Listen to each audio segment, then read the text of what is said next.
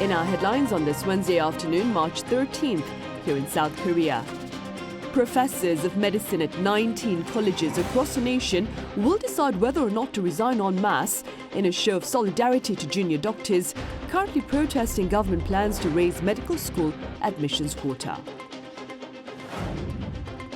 Meanwhile, employment expands by over 300,000 on year in February for the second month in a row as workers in their 60s and above chart a greater path into the local workforce.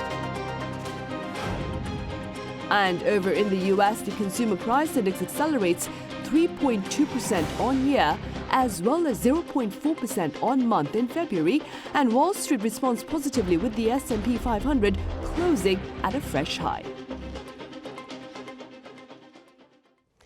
To resign or not to resign, that is the question to be answered by professors at 19 medical schools here in the country this coming Friday, amid the walkout opted by junior doctors and the resulting punitive measures taken by government authorities. Our Choi Soo-young has the latest. The massive walkout by junior doctors could soon spread to a collective resignation of medical professors nationwide. An emergency response committee of professors from 19 medical schools across the country decided in a late-night online meeting on Tuesday to determine whether to submit collective resignation letters by Friday.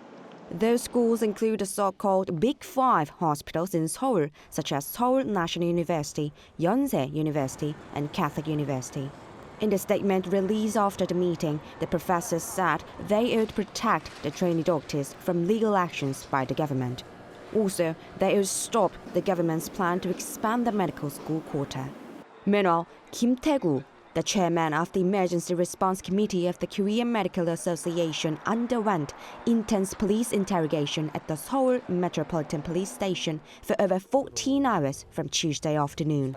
Kim is among the 5 individuals that the Health Ministry on February 27th accused of obstructing junior doctors' training through incitement of their mass walkout.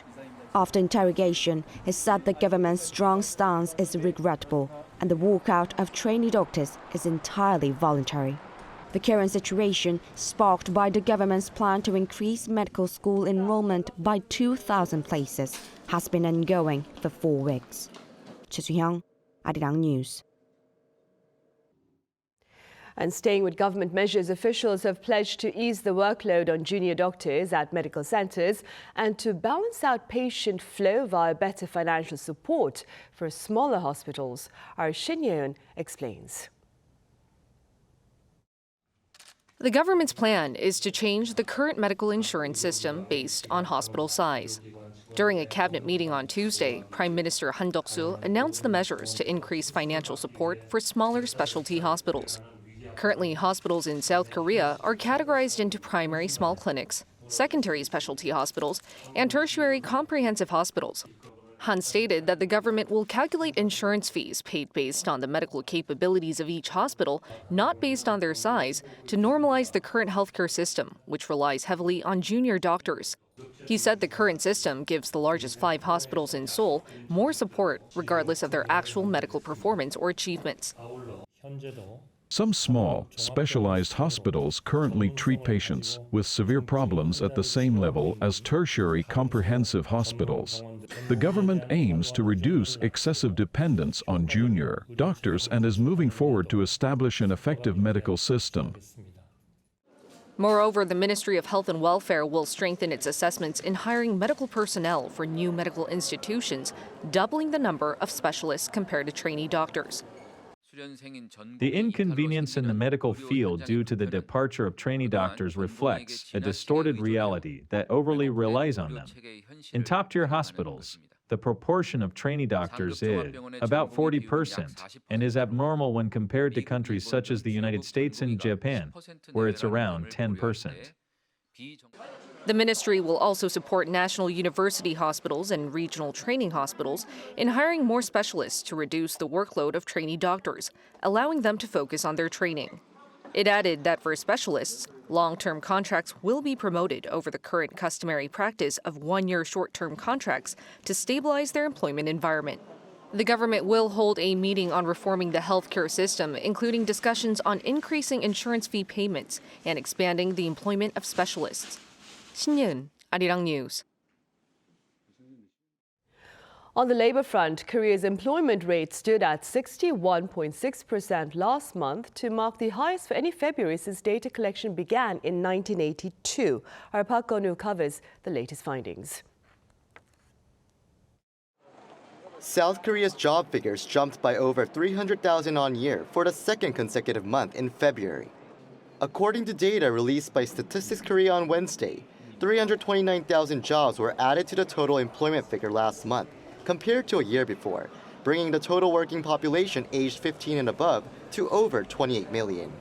The employment rate rose 0.5 percentage points from the year before to 61.6% last month, the highest for any February since related data was first compiled in 1982. February's unemployment rate was 3.2%, a 0.1 percentage point jump from the year before.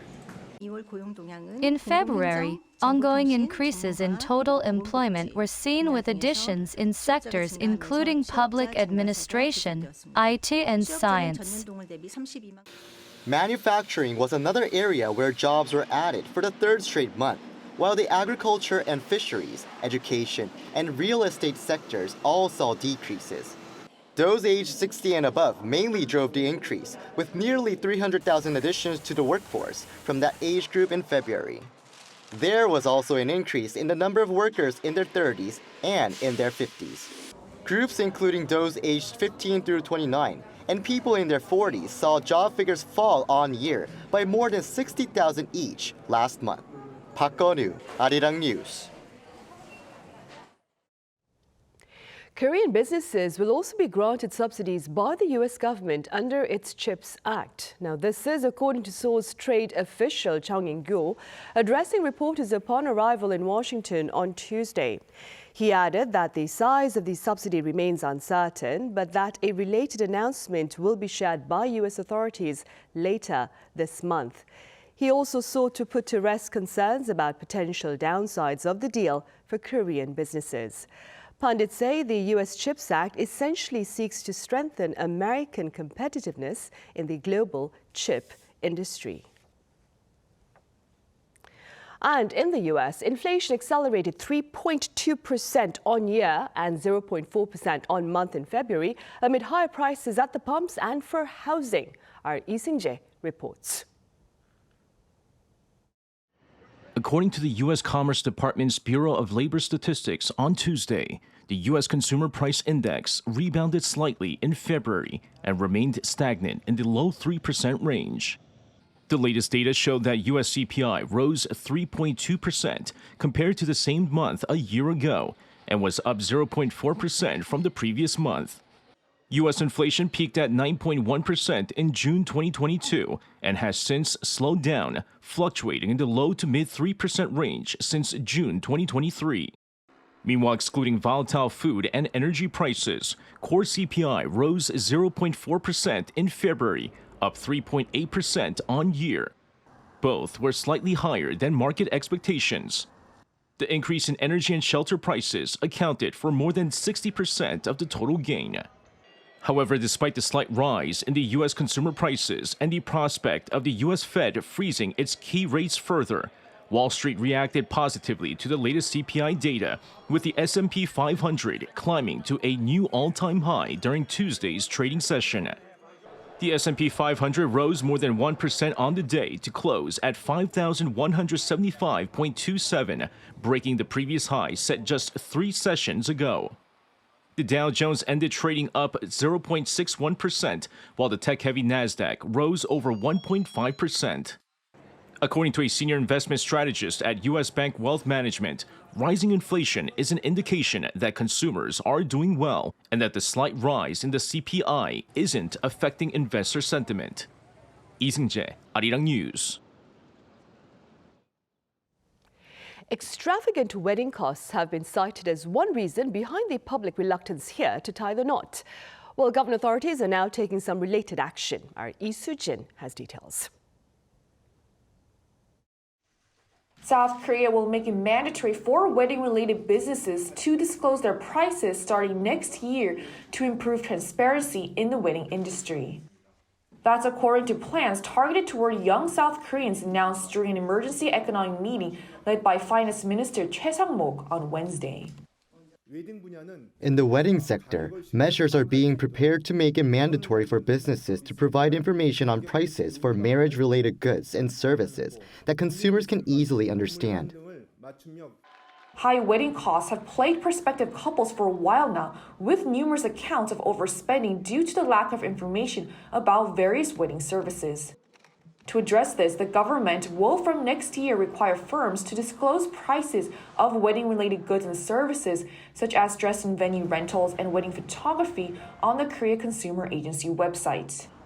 And in a move to further mitigate the price burden for prospective couples, the government is adding museums such as the National Museum of Korea and the National Library of Korea to the list of 120 public facilities already being used as wedding venues. The government also plans to revise regulations in new industries such as fintech and robotics. In Wednesday's meeting, the finance ministry announced plans to allow individuals to not just send Korean won, but also foreign-denominated currencies to others through prepaid electronic payment services, allowing people to more easily split the bill when traveling abroad. The government will also establish internal guidelines to allow the South Korean police to use patrol robots, as other countries have already begun deploying them to improve public safety. 이수진, Arirang News. Korea is now counting down less than a month to its general election in April. That being said, both the ruling and main opposition parties on Tuesday launched their respective campaign committees. Our National Assembly correspondent Shin Ha-young reports. With just a month left until the general election, both the ruling and opposition parties have formed their election campaign committees. The ruling People Power Party's interim leader Han Dong-un will serve as its committee's chief chairman. According to a party announcement on Tuesday, the co-chairpersons of the committee are the PPP's floor leader Yoon Jae-ok, former lawmaker Na Kyung-won, former land minister Won Hee-ryong, and current lawmaker An Chol-soo. The PPP emphasized the importance of winning in metropolitan areas including Seoul, Gyeonggi-do Province, and Incheon, stating that the co-chairpersons are expected to lead these areas to victory. A control room to respond to election-related situations will commence operations on Wednesday. In the meantime, the main opposition Democratic Party of Korea on the same day also launched its campaign committee to oversee its election strategy and campaign. Operating under a so-called top three system, the committee is led by the DP leader Lee Jae-myung alongside former party leader Lee Hae-chan and former Prime Minister Kim Boo-kyung. The four key themes are defined as innovation, integration, public participation, and judgment of the Yoon administration. After opening a ceremony on Tuesday, the committee held its first meeting. While emphasizing the importance of integration to overcome turbulence within the party regarding candidate selection, the committee appealed to voters for support in the upcoming general election. Shin Ha-young, Arirang News. And in related news, to ensure a fair and transparent election process, many relevant entities have pledged to crack down on deepfakes. Our Lee Shi-hu has details. Deepfakes refer to synthetic AI-generated content that convincingly replaces a person's likeness. It also can create sounds and images of things that do not exist in real life. As many countries have elections coming this year, including the South Korean general election, there's much attention on deepfake technology because of its potential to be abused to instill fake perspectives of politicians. In South Korea, the National Assembly last December revised what's called the State Public Officials Act to ban the misuse of deepfakes in election campaigns. Beginning in January, all campaign efforts using deepfakes have been banned. In the private sector, tech giants Naver, Kakao, SK Communications, and others recently adopted a joint declaration to prevent deepfake abuse. The Korea Internet Corporations Association, of which these companies are members, said that the companies will work together to quickly detect and respond to deepfake technology. This follows a voluntary accord signed last month by global big tech companies pledging to fight deceptive AI-generated content interfering with elections around the world. 20 tech companies, including Amazon and Google, vowed during the Munich Security Conference to combat deepfake abuse to safeguard the integrity of electoral processes. South Korea's National Office of Investigation also recently developed new software to better detect deepfakes of South Korean features. Most existing models were produced overseas and consist of Western-oriented data. For this reason, there was a problem of poor detection rates for images synthesized for Koreans. The software developed this time has greatly improved the detection rate for Koreans by learning various data related to Koreans. An information security expert says voters must also stay vigilant. In the age of AI, it is becoming increasingly difficult to distinguish between what is real and what is fake. We need to be more vigilant about deepfakes and take a firm stance against the illegal uses of deepfakes. Such a public debate may help clarify and minimize legal sanctions. Professor Kim highlighted that timely prevention is key, especially during general elections where the results can change just by some 100 votes in certain districts. Lee Si-hoo, Arirang News. And on the cultural front, a group of Harvard students are here in Seoul to trade beautiful sounds of music for some peace of mind, if you will. Our Eun-hee has this report. 100 Harvard students have come to South Korea. During their 10-day trip, the students stopped off at Jinkwansa Temple, a Buddhist temple located in Seoul. Monks describe Jinkwansa Temple as a place where prayer and practice cultivate happiness and wisdom, a true sanctuary for the mind. Jinkwansa is over 1,000 years old and is located to the west of Bukhansan Mountain. Students got to learn about the temple's history and watch an annual ritual which is also a designated national cultural heritage called the Suryukje, a ceremony for water and land. While learning about Korean temple cultural practices such as tea drinking, the students took a brief pause to meditate. I'm so happy to be here at the temple. It was very relaxing in the morning. We have a very busy schedule, so it's so nice to even get to meditate for a few minutes. I'm really happy to be around nature as well. We've been in Seoul for a few days. It's very concrete pavement, and I love being around the trees and the grass now. One of the highlights of a temple stay is the opportunity to sample temple food, which is known as being healthy and vegetarian, as well as environmentally friendly and sustainable. From preparation to consumption, every step in the temple is a daily practice. I think the experience was so intimate. Last time I came, I went to the markets and the street life, and it was really overwhelming, but this is overwhelming in a really different way. The students, who are also members of the Harvard Radcliffe Orchestra, will be performing concerts across the country during their stay. When the mind is harmonious and at peace, music resonates even more beautifully. That's why it's important for musicians to find ways to cleanse and regulate their inner selves. With their minds and bodies revitalized, up next for the Harvard Radcliffe Orchestra is their first concert at Lotte Concert Hall in Seoul on Wednesday evening. Eun-hee, Arirang News.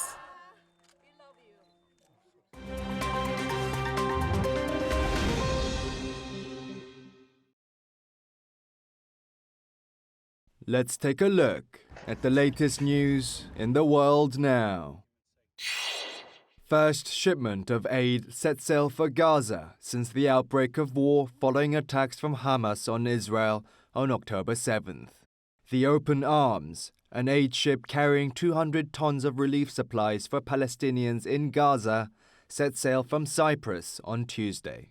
As Gaza has no functioning port, the international charity behind the mission, World Central Kitchen, is building a jetty to receive the aid. The Spanish NGO ship left the port city of Larnaca, towing a barge containing around 200 tons of flour, rice, canned vegetables, and protein. It will take up to 2 days to arrive in Gaza. WCK said that a further 500 tons of aid in Cyprus is ready for dispatch, saying that a second vessel would depart within the next few days. The United Nations welcomed the opening of the maritime corridor for the delivery of urgent humanitarian aid. however, emphasized the importance of land routes as the scale of aid delivery by land is incomparable. The United States announced that it will send a new military aid package worth $300 million to Ukraine on Tuesday. This is the first release of funds for Kyiv from the US in months, with additional aid still blocked by Republicans in Congress. US National Security Advisor Jake Sullivan said that the funds will be used for artillery rounds and munitions for high-mobility artillery rocket systems. On the same day, Ukrainian President Volodymyr Zelensky said that a Russian missile hit 2 apartment buildings in the central Ukrainian city of Kryvyi Rih, killing at least 3 and injuring 38. Earlier on Tuesday, the Russian Defense Ministry said Ukraine-based armed groups backed by tanks and armored combat vehicles tried to invade Russia's Belgorod region, but Russian forces had repelled the attacks. In South Africa, a conservation NGO on Tuesday announced that they had begun preparation for the rewilding of 2,000 captive-bred white rhinos at an undisclosed location. The NGO African Parks purchased the rhinos from a private breeder and aims to rewild around 200 rhinos per year over the next 10 years. This could boost the world's white rhino population by up to 15%. Animal poaching remains a severe issue in South Africa, and according to government data, 499 rhinos were poached last year. The previous owner of the rhinos waiting to be rewilded, John Hume, said that he sold the animals as the cost of protecting the rhinos from poachers was too high. Kim Seong, Arirang News.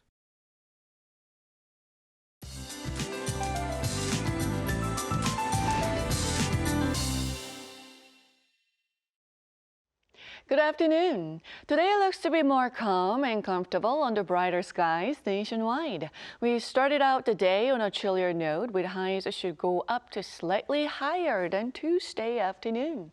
In fact, most parts of the country will notice big temperature swings of 10 to 15 degrees Celsius today. And despite warmer afternoon temperatures, strong winds could make it feel colder than actual readings. Morning temperatures in most regions were 2 to 5 degrees lower than Tuesday, but highs in Seoul should get up to 12 degrees Celsius, Gwangju and Busan topping out at 14 degrees. Decent air quality is expected during the day before dusty air blows in from overseas tonight. And it looks like dusty air stays along with the warming trend. Highs in Seoul will soar to the mid-teens starting tomorrow, getting close to 20s in certain parts of the country, with rain in the forecast across the southern regions this weekend. That's Korea for you, and here's a look at the international weather conditions.